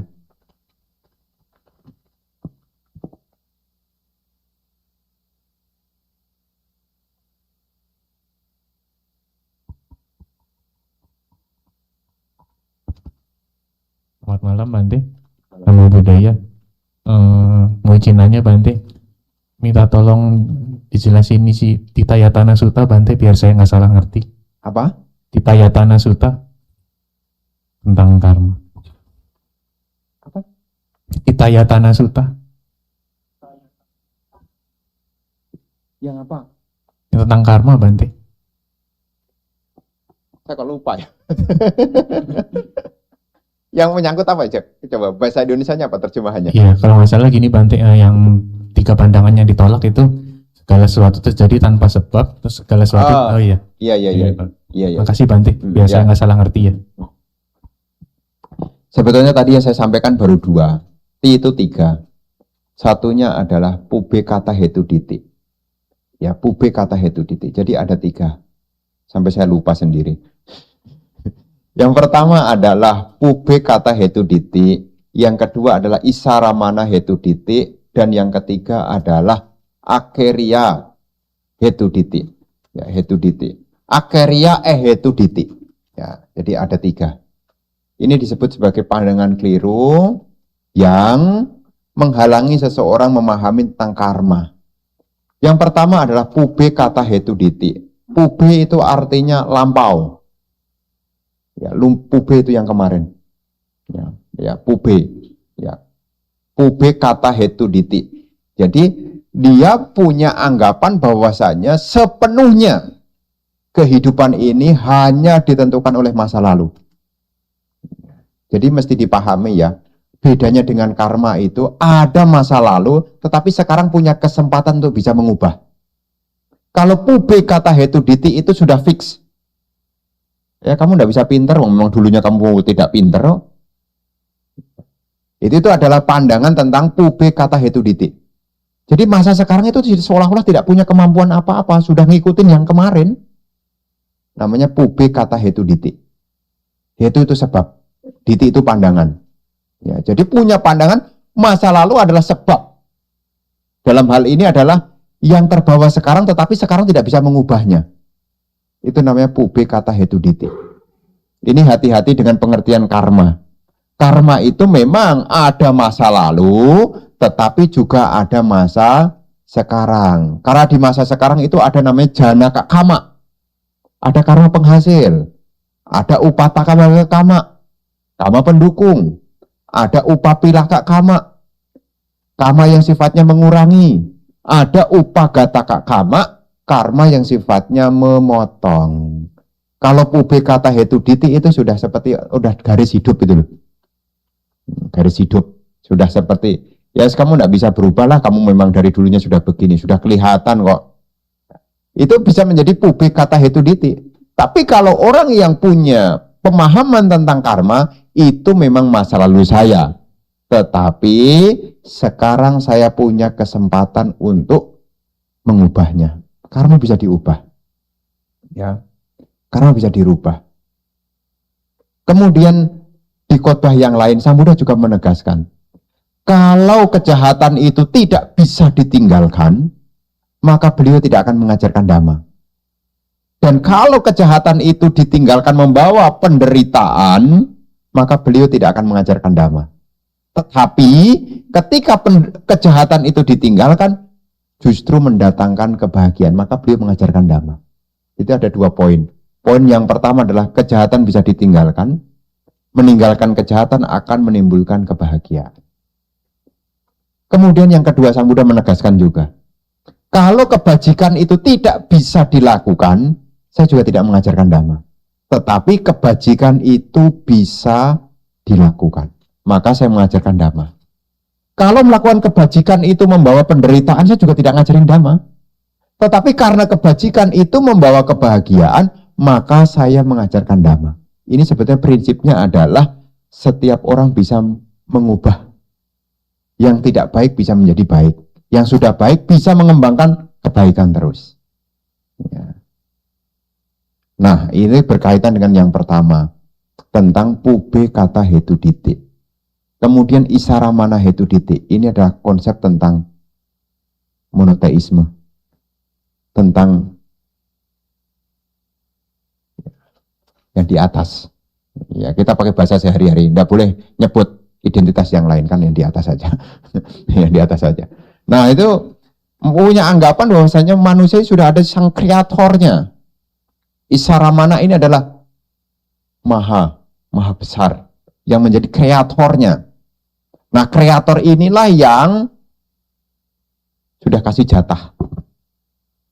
Ya, jatah satu orang, kamu diwarisi pinter, kamu ya maaf ya, enggak kurang pinter gitu. Misalnya gitu ya, kurang pinter gitu. Nah, dalam pandangan itu ada orang yang mengklaim ini sudah dari sana, saya tidak bisa merubah. Mau belajar kayak apapun memang garis saya memang begini. Nah, dan ini nanti bertentangan dengan ya karma itu tadi. Dan ini ada di masyarakat juga pandangan ini. Jadi semua sudah ditentukan. Ya, sama sang kreator. Ya, sudah dibuat. Tapi kalau jadi Buddhis, ya cara berpikirnya harus karma ya. Ya, kita bertanggung jawab atas perbuatan kita. Kalau kita kurang beruntung, ya kita membuat karma baik apa yang bisa kita lakukan. Ini ciri Buddhisnya. Ya. Maka Sang Buddha itu menunjukkan arah kepada kita supaya kita bisa tahu apa yang perlu kita upayakan.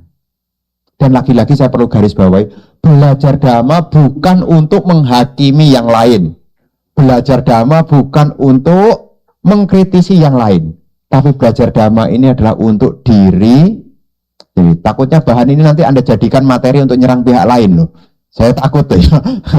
Ya. Karena dhamma itu tidak boleh untuk dipakai untuk menghakimi orang lain ya. Meskipun ada orang lain punya keyakinan begitu, tidak boleh ya. Kata Bante, ini pandanganmu salah nih. Tidak boleh ya. Ini saya perlu sampaikan, ini pendalaman dhamma ya. Jadi kita belajar dhamma itu demi attaya, hitaya, sukaya, bukan jadi hakim. Ngurusin orang lain. Ini dhamma nih. Meskipun kita kadang-kadang menyangkut keyakinan yang lain, ini sifatnya adalah pengetahuan. Tapi sekali lagi, dhamma bukan dipakai untuk menyerang pihak lain. Dhamma bukan dipakai untuk bahan perdebatan. Ya, dhamma juga bukan untuk mengkritisi yang lain, tetapi demi diri sendiri. Attaya, hitaya, sukaya. Kenapa kita belajar karma? Demi manfaat, demi kesejahteraan, dan demi kebahagiaan. Ini supaya ibu bapak nanti jangan sampai topik malam hari ini dipakai untuk nyenggol. Ya jangan ya. Ini yang kedua, isara mana hetu didik. Bisa dipahami isara mana hetu didik. Jadi seringkali kita tanpa sadar ya, karena kita hidup secara tradisi turun temurun. Bakar hiyo cari korek tadi itu ceritanya itu, kemudian menghadap. Nah itu sebetulnya kita seolah-olah sedang berkomunikasi dengan, dan ini lama-lama Anda bisa lupa tentang karma juga. Kan memang ada dewa yang bisa nolong saya, Bante. Iya, dewa bisa nolong Anda kalau Anda punya kebajikan. Dewa bisa nolong Anda. Ada kok cerita tentang dewa yang menolong itu, ada banyak kok. Ya, banyak. Tapi kalau Anda tidak punya kebajikan, hanya mengandalkan hiyo dibakar. Lagi-lagi ibu bapak saya mengajarkan pandangan bukan untuk menyerang pihak lain, saya garis bawahi ya. Jangan sampai Anda yang hadir ini kemudian ya Anda punya nanti keyakinan pada karmanya ini loh, nanti memudar. Ya kalau seandainya 1-2 hari ya semoga usaha saya lancar. Ya itu aspirasi mungkin muncul, tapi jangan sampai kita secara transaksional. Kan saya sudah berbuat baik, masa sudah dikabul-kabulkan. Ya itu nanti seolah-olah sama kreatornya, nanti begitu nanti. Nah ini nanti sudah, kalau orang lagi jutek itu bisa begitu. Meditasi saya sudah lakukan, 8 sila sudah saya praktekkan, masa saya cari rezeki susah. Masa sih? Nah ini kadang-kadang kalau saking buntunya orang bisa begitu loh. Kalau dia tidak benar-benar kokoh pada hukum karma loh, bisa begitu loh. Jadi ini masih ada sangkut pautnya dengan isaramana juga. Ya, mesti hati-hati. Kemudian yang ketiga adalah ahetu, akeria ahetu ditik. Ini seolah pandangan tentang kemunculan yang tiba-tiba. Jadi dia tidak mengerti sebab akibat. Jadi secara ya saya beruntung ya beruntung aja. Kenapa? Ya enggak tahu. Itu namanya akeria hetu ditik. Ya kenapa kamu kok rezekinya banyak? Enggak tahu tuh. Kamu rajin berdoa kali enggak tuh. Tahu aja tuh, tahu-tahu pada datang. Nah, itu namanya itu adalah akeria hetu ditik. Jadi dia tidak meyakini tentang adanya karma. Sehingga ya dia lebih yakin tentang ya adanya ya sifatnya yang spontanitas begitu. Ya kurang lebih 3 ini. Ya. Tapi sekali lagi ya saya sampaikan berkali-kali, kita belajar dhamma bukan untuk menghakimi pihak lain. Jadi jangan sampai nanti ibu bapak perang batin, kemudian mau jadikan bahan untuk nyerang pihak lain. Jangan. Belajar dhamma itu untuk manfaat diri sendiri. Attaya hitaya sukaya. Ya. Jadi kalaupun ada orang yang bertanya, saya baru menjelaskan, saya tidak mungkin datang ke rumah orang ngetuk. Saya akan memberikan kabar yang baik. Enggak saya. Kalau Anda bertanya, saya menjawab. Saya tidak mungkin tiba-tiba menurut Culakama Wibangga. Setiap orang mewarisi karma masing, enggak mungkin saya begitu. Kalau ada orang datang kepada saya dan dia bertanya, Bante, bagaimana saya mengetahui karma itu memang ada? Barulah saya lihatkan di Tipitaka-nya. Ya. Kenapa? Karena itu ciri khas Buddhis. Ciri khas Buddhis itu kalau ditanya baru menjawab. Ciri khas Buddhis. Kenapa? Ini adalah bentuk penghargaan. Makanya waktu pemohonan Dhamma Desana itu ada Brahmacaloka. Sang Buddha mencapai sama Sambodhi setelah berdiam selama 49 hari di Bodh Gaya, datang Brahma Sampati. Kenapa Sang Buddha menunggu Brahma Sampati? Karena ciri Dhamma ini berharga. Berharga itu harus ada sesuatu yang meminta. Jadi tidak mungkin kemudian ada orang datang, nih saya sudah menembus 4 kebenaran mulia, sini nih kebenaran mulia saya sampaikan. Enggak loh. Seorang Buddha akan mengajarkan Dhamma kalau beliau ada yang bertanya. Ya, beliau. Dan kalaupun beliau sudah tahu potensinya, beliau juga akan menawarkan pertanyaannya. Contohnya kepada siapa? Kepada Raja Pakusati. Raja Pakusati mencari Sang Buddha, tapi tidak ketemu. Ketemunya justru di Rajagaha, bukan ketemu di Sawati. Ketemunya di Rajagaha. Tapi Sang Buddha tahu, hari itu dia bisa menjadi siswa Arya. Dan Sang Buddha tidak menunjukkan kalau dirinya adalah figur seorang Buddha. Dan kemudian ditanya, siapa gurumu? Pakusati menjawab, guru saya adalah Sang Buddha. Pernah kamu ketemu dengan gurumu? Tidak pernah. Mau tidak saya bagi ajarannya? Mau. Nah, setelah diuraikan Dhamma, ternyata baru sadar, yang ceramah di depannya adalah Sang Buddha sendiri.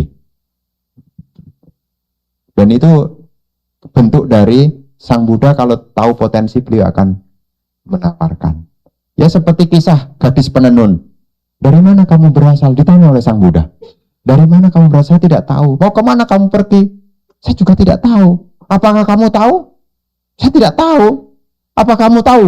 Berikutnya, apakah kamu tidak tahu? Saya tahu. Jadi dari mana dijawab tidak tahu, mau kemana tidak tahu. Apakah kamu benar-benar tidak tahu?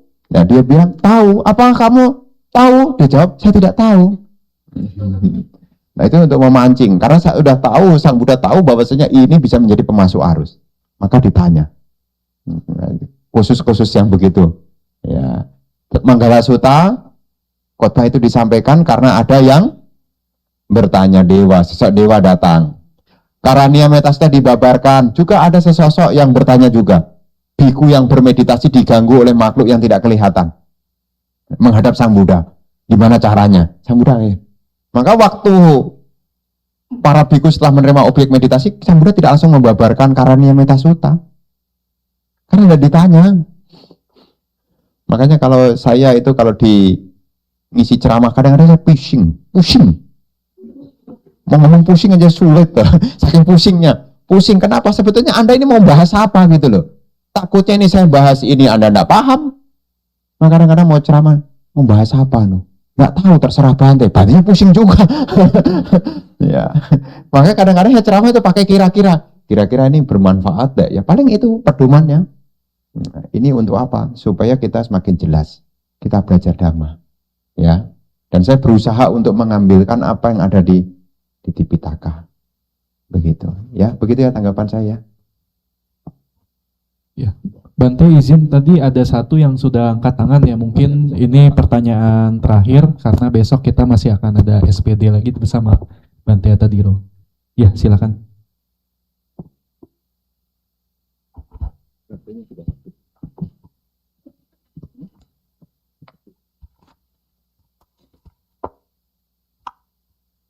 Oke, untuk Bante mau nanya,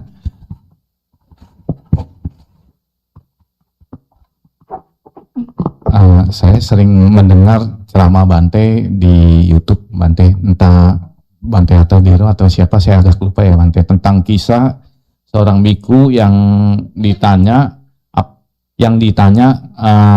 apakah Bante melihat seorang wanita yang datang ke sini?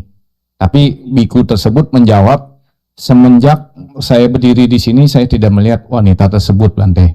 Kurang lebih seperti itulah yang saya mau sepenggal mau tanyakan ke Bante. Jadi pertanyaannya di sini Bante, apakah biku tersebut nggak melakukan pelanggaran sila? Karena kan dia ngomong semenjak saya di sini gitu Bante. Bisa aja kan semenjaknya itu baru 5 menit atau misalkan udah lumayan lama, tapi dia benar-benar tahu atau tidak tahu. Jadi misalkan tidak sengaja dia melakukan pelanggaran sila, menyembunyikan wanita itu, tentunya wanita tersebut memang ada kasus atau apa gitu loh Bante. Apakah Bante, biku tersebut nggak melanggar sila, itu maksud saya gitu Bante. Terima kasih Bante. Ada salah. Selamat ya.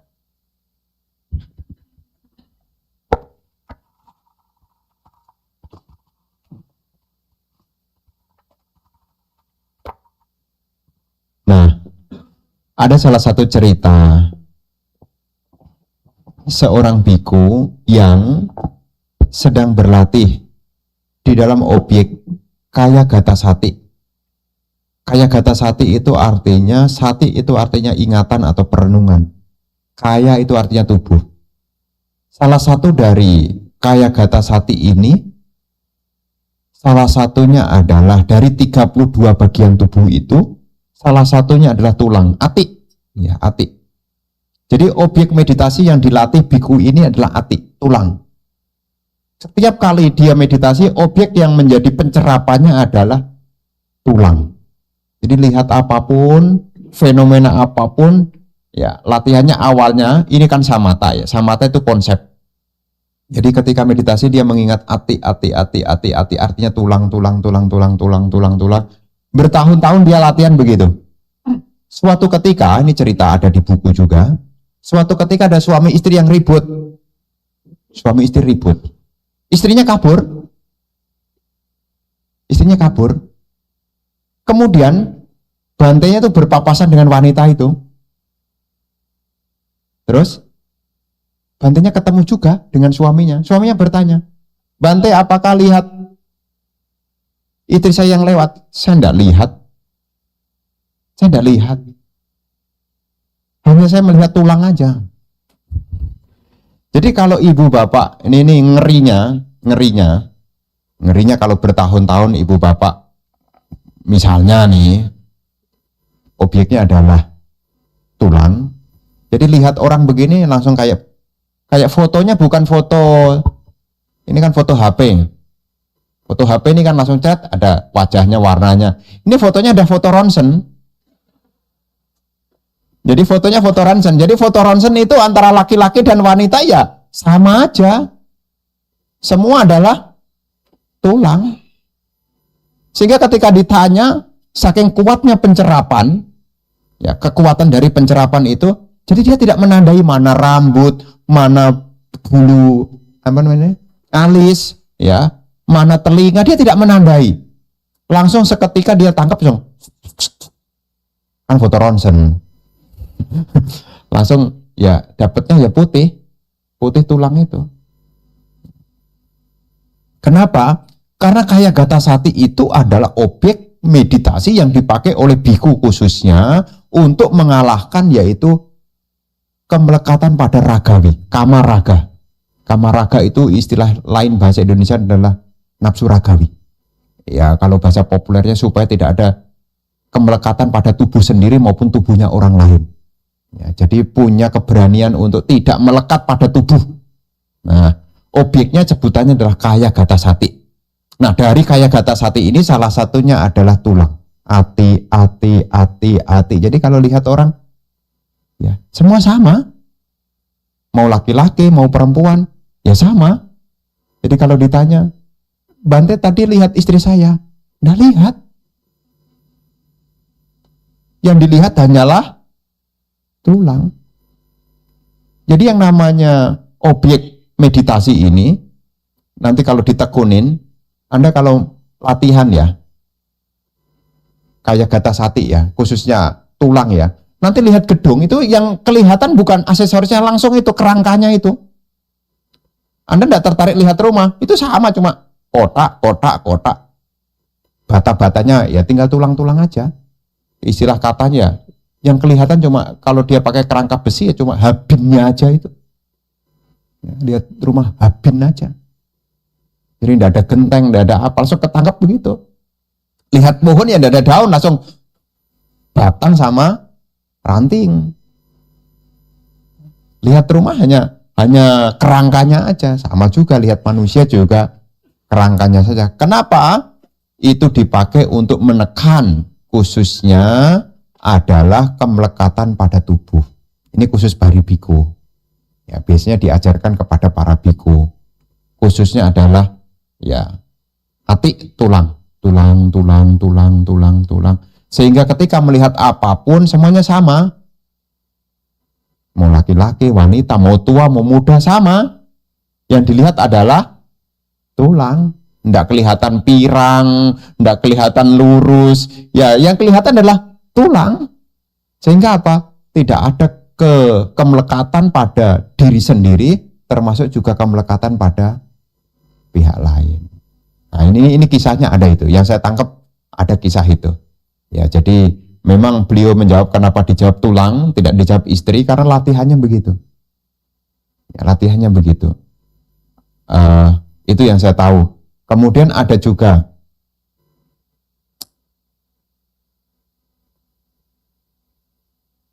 kalau kasus Karania Metas, ada bukan lagi, ada kasus yang lain yang sampai ada biku yang salah pegang objek itu juga ada, kayak gata sati itu juga ada. Biku sampai bunuh diri karena dia melihat tubuh ini jijik. Itulah bahaya pandangan keliru juga. Makanya latihan pun sudah jadi biku salah pengasuh.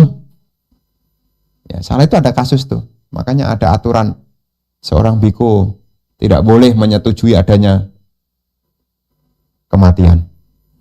Itu salah satunya. Kisah juga ada kisah di zaman Sang Buddha. Ada sejumlah biku yang dikasih objek asubha bawana, kayak kata sati itu, kemudian melihat tubuhnya jijik, dia malah benci. Tapi lagi-lagi karma lampau tidak mendukung. Karma buruknya berbuah. Ada kisah-kisah begitu. Ya, tapi juga ada kisah-kisah yang lain juga. Selain ada kisah-kisah begitu. Ya, begitu ya. Jadi kalau ditanya apakah melakukan pelanggaran, ya dia menjawab sesuai konsep yang dia tangkap. Ya, kalau yang ditanya saya, Bante, lihat istri saya. Itu tadi barusan. Barusan tuh. Ya, barusan lewat tadi. Sama siapa Bante? No? Tahu tuh sendiri nangis lari-lari tuh. Tapi kalau yang Bante tadi yang menggunakan objek kayak gata sati khususnya objek tulang, dia jawab, enggak lihat.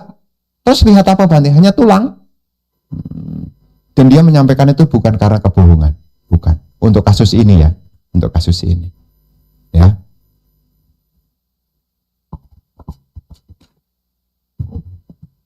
Ya, demikianlah SPD malam hari ini yang telah disampaikan oleh Bante Atadiro Tera. Sebelum kita menutupnya, izinkanlah saya untuk memberikan sedikit kesimpulan yang tadi sudah disampaikan oleh Bante.